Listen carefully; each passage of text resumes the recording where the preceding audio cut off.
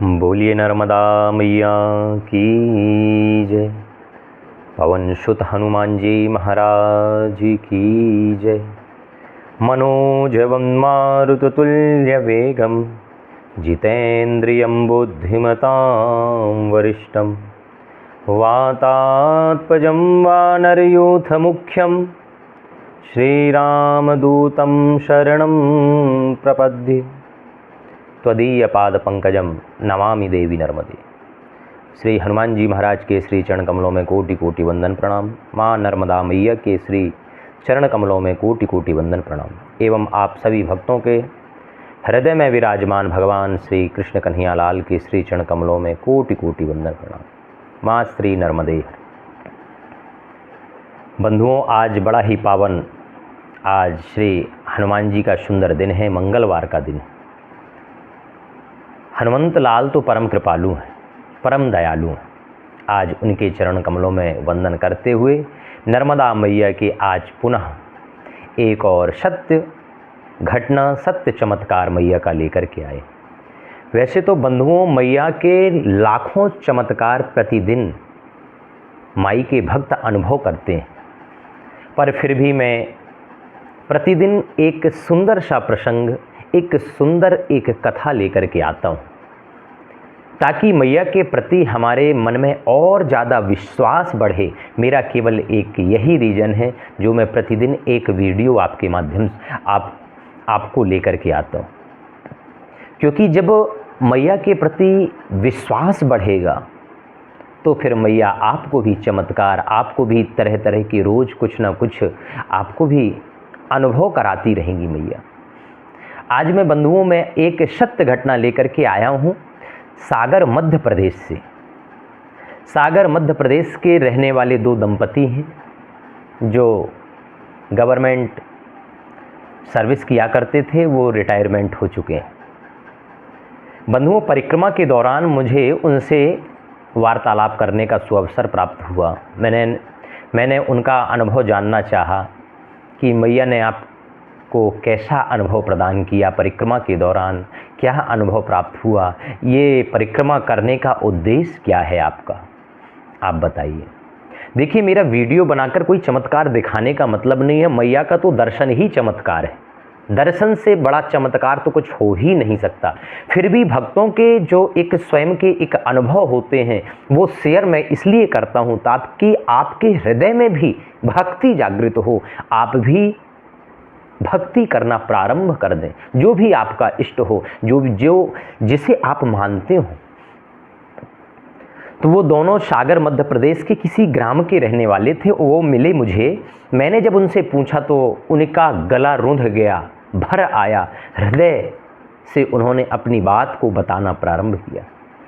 बोले, महाराज, हम कोई भक्त नहीं थे, हम तो जीवन भर सरकारी सर्विस किए, भाग दौड़ का जीवन था, स्त्री पुत्रों को भरण पोषण करने में ही सारा जीवन निकाल दिए। हुआ ये कि हमारे विवाह के 30 वर्ष हो गए थे, हमारी कोई संतान नहीं थी महाराज।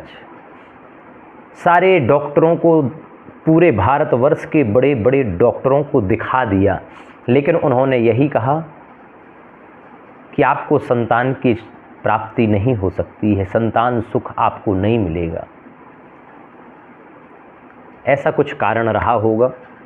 बोले, हमने फिर भी बहुत इलाज करवाया, लाखों रुपया का इलाज करवाया, फिर भी बंधुओं उन दोनों दंपति को कोई आराम नहीं मिला। किसी भी प्रकार के डॉक्टर से संपर्क करने में भी, इलाज करवाने में भी कोई आराम नहीं मिला। तब उन्होंने बोला कि हम तो हार गए थे कि अब तो कुछ होना नहीं है, इसलिए अब हम भगवान की ही शरण में उनसे प्रार्थना किए कि शायद आप ही कुछ चमत्कार करो, क्योंकि साइंस हार गई। डॉक्टरों ने स्पष्ट मना कर दिया कि आपको संतान सुख नहीं मिल सकता है। इसलिए अब केवल एक ही हमारे पास रास्ता था, ईश्वर। यदि ईश्वर चाह लें तो सब कुछ हो सकता है। कोई बात दुर्लभ नहीं है, कोई चीज़ दुर्लभ नहीं है यदि परमात्मा चाहे। तब उन्होंने कहा कि हमारे क्षेत्र से एक भक्त परिक्रमा करने के लिए नर्मदा मैया की गए थे। मैं उनसे मिलने के लिए गया, तब उन्होंने अपने हृदय की बात मुझसे कहा और कहा कि डॉक्टरों को तो आपने कई बार दिखाया, दूर दूर तक दिखाया, कोई डॉक्टर नहीं बचा, जिसने जहाँ पर आपको भेजा आप वहाँ गए, फिर भी आपको कोई आराम नहीं। यदि आपके मन में थोड़ा भी विश्वास हो, यदि हृदय में थोड़ा भी आपको लगे, तो एक बार मेरे कहने से आप नर्मदा मैया की परिक्रमा पर चले जाओ और संकल्प के साथ जाओ कि मैया मेरे ऊपर भी कृपा करो, मेरे ऊपर भी दया करो, मुझे भी कोई संतान नहीं है, यदि आपकी कृपा हो जाए तो मुझे भी संतान की प्राप्ति हो जाए। मैं निरंतर आपका स्मरण करूंगा, निरंतर आपकी भक्ति में लीन हो जाऊंगा, मैं हमेशा आपकी परिक्रमा पर जाया करूंगा। ऐसा उस भक्त ने जब कहा तो बंधुओं, जब व्यक्ति चारों तरफ से हार जाता है तो जहाँ जैसा जो व्यक्ति कहता है उसी मार्ग पर वो चलने लग जाता है। उन भक्त के साथ भी यही हुआ। वो भी दोनों पति पत्नी परिक्रमा के लिए निकल पड़ते हैं। ओमकारेश्वर जी में भगवान ओमकारेश्वर नाथ का दर्शन करके, पूजा पाठ करके और मानधाता परिक्रमा करके सुंदर संकल्प लिया है और दोनों पति पत्नी परिक्रमा करने के लिए बंधु प्रारंभ कर देते हैं, चले जाते हैं। मन में एक हृदय में एक विश्वास था कि मुझे विश्वास हो गया था परिक्रमा के दौरान कि मुझे निश्चित तौर पर माई की मेरे ऊपर कृपा होगी और मेरे घर सुंदर संतान की प्राप्ति होगी। बंधुओं, दोनों दंपतियों ने बड़े ही प्रेम के साथ, बड़े ही भक्ति भाव के साथ माँ की परिक्रमा की और बंधुओं परिक्रमा के दौरान उन्होंने जगह जगह बीच बीच में भंडारा कराए। परिक्रमा जब पूर्ण हुई, ओमकारेश्वर जी में जल को समर्पित किया, दोनों दंपति घर आए और घर आने के 1 वर्ष बाद बंधुओं, घर आने के 2-3 माह बाद ही उनकी पत्नी प्रेग्नेंट हो गई, गर्भवती हो गई और समय पूरे होने पर उनके घर में एक सुंदर कन्या का जन्म हुआ। महाराज, वो कोई और नहीं, साक्षात नर्मदा मैया का प्रसाद ही आज कन्या के रूप में उनके घर आई। बंधुओं, दोनों पति पत्नी इतने आनंदित हो गए, माई का तो लाख लाख शुक्रिया अदा कर रहे हैं। इतने माई के प्रति उनके हृदय में विश्वास हो गया कि जो चीज़ नहीं हो सकती थी, कभी नहीं हो सकती थी, उसको भी मैया ने असंभव चीज़ को भी संभव आज कर दिया। दूर दूर तक बड़े बड़े डॉक्टरों को दिखाया, उन्होंने स्पष्ट कह दिया कि आपको संतान नहीं हो सकती, लेकिन माई का ऐसा चमत्कार कि केवल एक पैदल परिक्रमा में ही उन्होंने ऐसा आशीर्वाद दिया अपने भक्त को कि उनके घर सुंदर कन्या का जन्म हुआ। बंधुओं, और कन्या के बाद एक सुंदर पुत्र भी है उनके, आज 2 संतानें हैं। विचार करो कितनी कृपा है मैया की। बंधुओं, मैया तो इतनी कृपालु, इतनी दयालु है जिसकी कोई सीमा नहीं है, जिसका हम अपने मुखारविंद से वर्णन नहीं कर सकते। बस अपने हृदय में एक बार विश्वास रखिए। मैं सत्य कहता हूँ, कोई ऐसा दुर्लभ वस्तु नहीं, कोई ऐसी दुर्लभ चीज़ नहीं जो आपको प्रदान ना कर दें। जो निष्कामी संत होते हैं, जो निष्कामी भक्त होते हैं, जिनको कुछ नहीं चाहिए, ना फ्लैट चाहिए, ना मकान चाहिए, ना दुकान चाहिए, ना सर्विस चाहिए, कुछ नहीं चाहिए, जिसने अपने सर्वस्व, अपने जीवन को ही मैया को समर्पित कर दिया है, मैं सत्य कहता हूँ ऐसे परिक्रमा वासियों को मैया प्रतिदिन रोज अनुभव कराती हैं और नर्मदा मैया उन्हें किसी न किसी रूप में दर्शन देती हैं।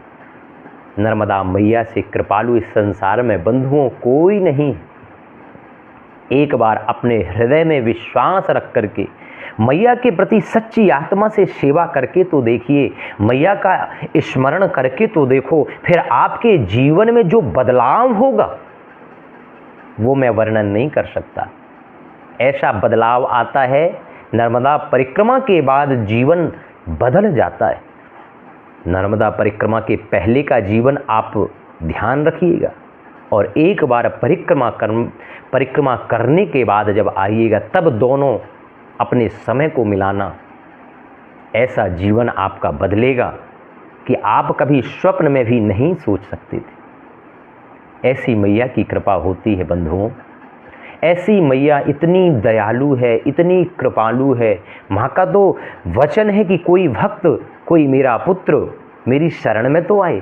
क्यों इधर उधर भटकता है, क्यों इधर उधर संसारी जालों में फंसता है, तांत्रिकों के चक्कर में फंसता है। माँ तो कहती एक बार तू मेरी शरण में तो आ जा, फिर देखना मैं तेरे ऐसी झोली भरूंगा कि किसी के घर पर तुझे अपनी झोली फैलाने की ज़रूरत ही नहीं पड़ेगी।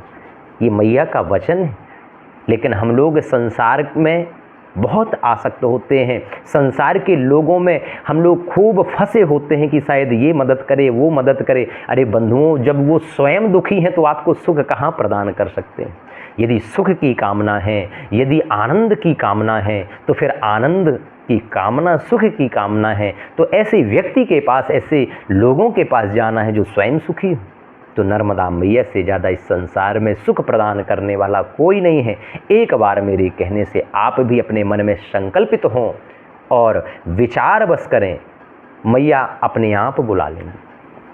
हमारे अंदर सामर्थ्य नहीं है वहाँ पर जाने की। वो तो जब मैया की ही कृपा होती है तभी व्यक्ति वहाँ पर जाता है, उनकी परिक्रमा करता है, उनकी सेवा करता है। इसलिए घर बैठे ही मैया का निरंतर स्मरण करते रहो, चिंतन करते रहो, प्रार्थना करो मैया काश हमें भी कभी अपने तट पर बुलाना, हमें भी कुछ दिन रहने का सुअवसर प्रदान करना, हम भी आपकी परिक्रमा करना चाहते हैं। ऐसा जिस दिन आपके मन में संकल्प जागृत हो जाएगा, आपका स्मरण ज़्यादा हो जाएगा, उस दिन मैया आपको स्वयं स्वतः बुला लेंगी। आपको तो पता ही नहीं चलेगा। आपके मन में ऐसा विचार होगा कि मैंने तो सोचा भी नहीं था कि मैं भी कभी परिक्रमा करूंगा, और मैया आपको बुला करके आपको अपनी गोद में बैठा करके ऐसी परिक्रमा कराएंगी। महाराज, आपको खुद समझ में नहीं आएगा कि मैं कैसे पूरी परिक्रमा पैदल कर लिया, क्योंकि वहाँ पर पैदल परिक्रमा करने की सामर्थ्य हमारी नहीं होती है। मैया ही सामर्थ्य देती है, मैया ही शक्ति प्रदान करती हैं। जो व्यक्ति वृद्ध 90 वर्ष 95 वर्ष के वृद्ध जो खाट में जिनकी सोने की उम्र है, वो भी महाराज दौड़ दौड़ के 25 किलोमीटर पैदल प्रतिदिन चलते हैं। विचार करो, क्या व्यक्ति में सामर्थ्य है? ये सामर्थ्य है तो केवल नर्मदा मैया में सामर्थ्य है। इसलिए नर्मदा मैया का खूब स्मरण करो, खूब भजन करो। एक दिन आपको भी मैया जरूर बुलाएंगी और आपके भी समस्त संकटों को, समस्त दुखों को दूर करके आपको सुख प्रदान करेंगी। ये मैया का वचन है, ये मेरा विश्वास है। आप सभी को वीडियो अच्छा लगे तो लाइक, शेयर एंड सब्सक्राइब जरूर करें, ताकि और लोगों तक ये वीडियो पहुँचे, और लोगों तक मैया की महिमा पहुँचे और उनका भी कल्याण हो सके, और उनके साथ साथ आपका भी कल्याण हो सके। मात श्री नर्मदे हर हर महादेव।